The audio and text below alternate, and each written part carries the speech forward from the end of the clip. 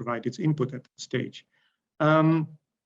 Also very critical is that this is not standalone. So remember what I said on what is a central bank trying to achieve with these fintech approaches, right? So that needs to tie into a strategic analysis. This needs to be part of the central bank's strategy, its long-term strategy. Again, with central banks very keen to jump on the bandwagon of CBDCs or moving towards the cloud or applying AI/ML into its own data analysis, it's not necessarily always embedded in a strategic approach. And we get that because most central banks have like a 5-year cycle for strategic planning, etc. And it's a very cumbersome process. So we recommended do a strategic risk assessment. That's something that's driven by the risk management department, where they look together with the business departments and the board at strategic risks. And there's standard templates and setups for that. Much more low cost resource and much more low resources than if you go for a full strategic planning cycle. But it can help because risk management can then give input to the board, to the governor, on the strategic risks that might emerge from these fintech related projects. So without doing a complete strategic overhaul, you're still able to tap into a more strategic risk assessment. Now, I'll hand it over to Majid to go over the specific fintech and cybersecurity components. I'll have to say here also, as you can see, and Majid will outline that, it focuses predominantly on the cyber risk components, because in this case, we saw that they were very strong issues for this central bank in general. But it really depends, obviously, on the fintech applications that the central bank is exploring. This central bank was mostly CBDC and cloud, but of course, that can be very different for other central banks. So Majid, you want to absolutely. Thank you, Ashraf. And just to build on what Ashraf was saying, when we did the TA as well, with this specific central bank, one of the things, and many other central banks as well that are exploring fintech, one of the areas that we see is being overlooked, or some areas that need strengthening, is their operational resiliency and security posture. Now, a very simple example for a CBDC, and I hear some echo. If I'm not sure why I'm hearing the echo. So just a very simple example, if one of the central banks built a very secure, the securest CBDC system that they can achieve, and they inherit that system into their operational procedures and their frameworks and their areas without any improvement, this is where you will basically have a recipe for failure. This system, the secure system, will eventually need monitoring, will eventually need updating, will eventually need some patching. And without the proper procedures within the central bank, you are basically waiting for that system to start being outdated and full of vulnerabilities and issues that then be exploited. So one of the areas that we touched on is the operational resiliency and security posture. We found some areas within the central bank that needed some improvement in risk management, in the involvement of security in the early stages of the project, more emphasis on the security architecture, risk analysis, and the threat modeling, because it becomes much more crucial for building a system that doesn't have any flaw. Again, if we go back 20 years ago, there was room for error, and the systems were protected by an enclave. So even if you designed it or had some issues within the system, it was behind firewalls, it was protected. Now we're talking about CBDC in this specific example, and fintech in general, that is more distributed, that is more integrated with other components over the internet and more exposed. It doesn't mean that it's vulnerable, but it's more exposed. So now errors and flaws and issues are much more exposed to be breached than the systems 15, 20 years ago. Now, some of the other areas that we saw is the Security Operations Center. With the CBDC, specifically retail CBDC, we think that definitely the SOC, the Security Operations Center, is one of the areas that needs to be beefed up. Now, unfortunately, with our involvement with SOC and building SOC, this takes months to years to advance on a SOC and mature your SOC capabilities. It's not something that you can switch on overnight. You can delegate, but there is definitely drawbacks of delegating the entire capability or even taking the entire capability in-house. So there are these challenges that puts up the SOC as a priority to tackle before issuing a CBDC. And we've given that as a priority for the central bank to look into, to look for the gaps and to start closing these issues.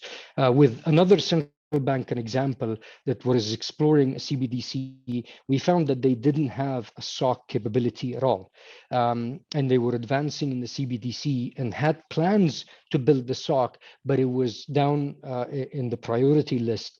And with the work that we had with them, we pushed that to the top because of the importance of having the SOC running and of course maturing to that level of a CBDC to make sure that if a breach happens, of course, to prevent breaches from happening and to make sure that the system is up to date. But if a breach happens, you reduce the time of recovery. The time of recovery, reduce it as much as possible so the system is up and running, and also reduce the consequences of a specific breach. These are extremely important with the system in a fintech area, but specifically in a CBDC. Others, and I will not dig into, I think those were very important, but the reporting line and informing the board members and the governor and deputy governors of the cybersecurity state of the issues and things is extremely important. We have a say in the industry of cybersecurity and security in general that security is a business decision. It's not a technical decision. So these has to be communicated properly, being simplified, and the decisions has to be made by the board and top management, because otherwise, if it doesn't reach top management, we saw some sense of a false sense of security that everything is fine. We ran, for example, a phishing campaign last year and everything is great, but they don't know about the real issues that can cause real damage to the central bank in that sense. I think the rest is in general, it follows what Ashraf was talking about, some specific training in some areas, but I'll hand it back to Ashraf to continue on the slides. Thank you, Majid. And basically the last couple of recommendations, again, are more broad. So we focused on governance, then we zoom in on a box on risk management in general with recommendations, and the fintech and cyber recommendations in the risk area that Majid just covered.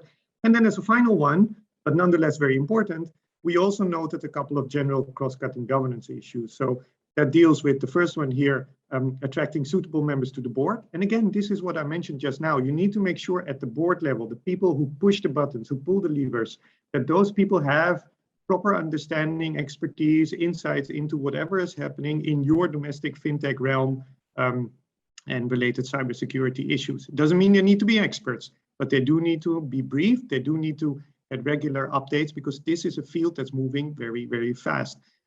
Last and most importantly also, you need an enhanced HR strategy. All of us here that work at central banks or financial supervisors or have done so in the past know that central banks always face staffing issues. We have to compete with commercial institutions. We have to compete with international organizations. So there's always a high turnover in central bank staff because they're highly qualified, highly trained, and a lot of other institutions would like to have that staff work for them. That holds even more for fintech and cyber related issues, including risk related aspects. So if these developments are moving very fast, and if a central bank already has high staff turnover, you need to double your efforts in ensuring that you can attract, remunerate, retain staff in those critical areas. That goes for IT, that goes for risk management, that goes for people that work in the fintech units, in the supervisory parts of fintech. And that really requires a central bank-wide approach. You cannot do that with a piecemeal approach. That's not going to work in the long term. Okay, so I'll stop sharing this table and I'll hand it back to Majid, who will go into, let's see, the specific central bank cyber considerations in more detail.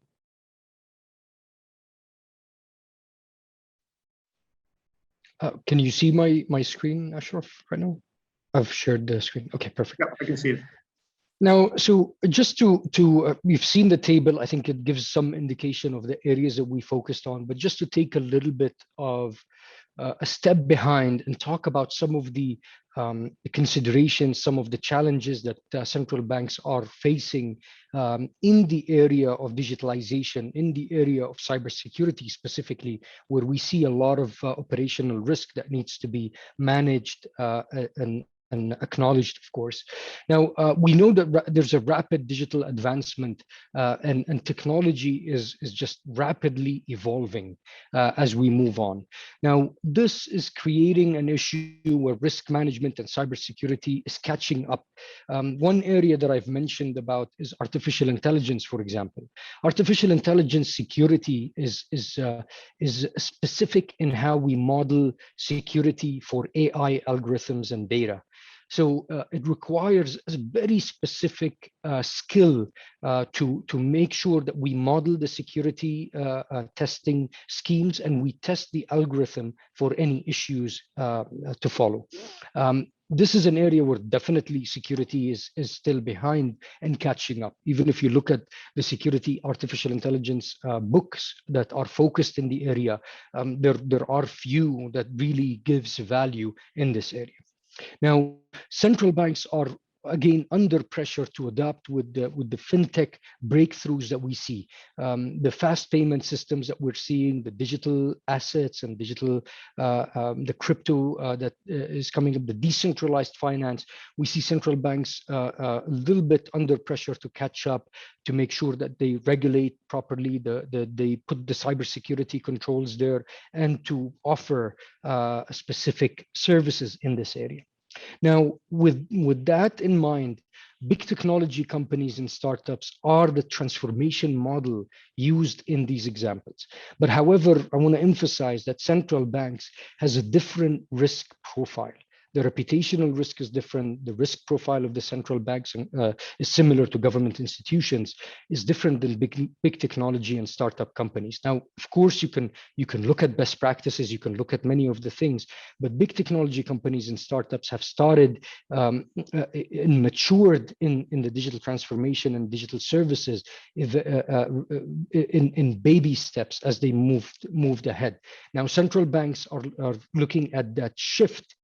All of a sudden, into central bank digital currency, for example, is one prominent example, and that is creating a lot of gaps when looking at the operational and different aspects. And I will cover that in just a couple of slides. Now, there is also a sudden expansion of the attack vector for these central banks. Again, central banks have been so centralized in their systems and their connections. Now we're talking about a central bank digital currency or fintech services that is much exposed, that is much opened and distributed. And even in some cases, central banks are exploring cloud computing because of the fintech solutions that they want to explore and run. And that expands that attack vector to them suddenly without the appropriate capabilities that are set within their operational resiliency. Now, there is one, I usually say that it will be removed soon, the low-level maturity of the back-end disruptive technologies. And there is this notion that blockchain is secure by default.